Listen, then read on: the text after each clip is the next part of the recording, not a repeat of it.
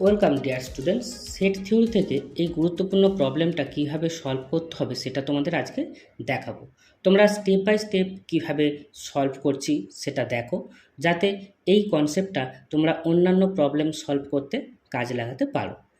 তা আমাদের এখানে প্রবলেমটা কি বলেছে দেখো, n of A equal to 3 অর্থাৎ এ সেটের মধ্যে পদ সংখ্যা হচ্ছে 3টি, n of B equal to 6 অর্থাৎ বি সেটের মধ্যে পদ সংখ্যা হচ্ছে 6টি হলে n of A union B এর ক্ষুদ্রতম মান হবে। অর্থাৎ এই এ ইউনিয়ন বি এর মধ্যে সবচেয়ে কম কতগুলো এলিমেন্ট থাকতে পারে সেটা আমাদের নির্ণয় করতে হবে। ওকে, তা প্রবলেমটা সলভ করতে আমরা প্রথমে এই n of A union B এর ফর্মুলাটা লিখি। এর ফর্মুলাটা আমাদের কি আছে?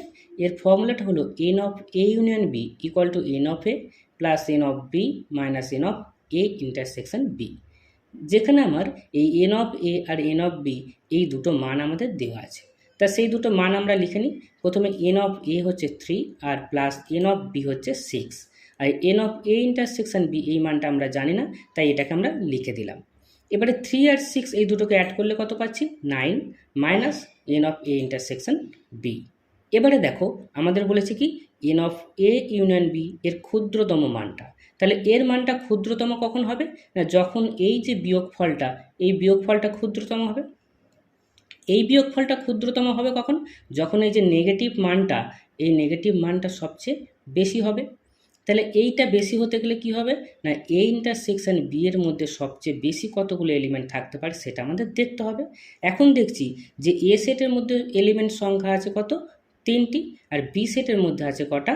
6টি। তাহলে এদের মধ্যে কমন কতগুলো এলিমেন্ট থাকতে পারে সবচেয়ে বেশি? 3টি। কেন 6টি তো নয়? 6টি হবে না এই কারণেই যে এ সেটের মধ্যে তো 6টি এলিমেন্ট নেই। তাহলে এদের মধ্যে এ আর বি এর ইন্টারসেকশনে সবচেয়ে বেশি এলিমেন্ট থাকতে পারে কটা? 3টি। অর্থাৎ এই এ ইন্টারসেকশন বি এর সবচেয়ে বেশি এলিমেন্ট কত হচ্ছে? 3। আমরা যদি বসাই কত হবে?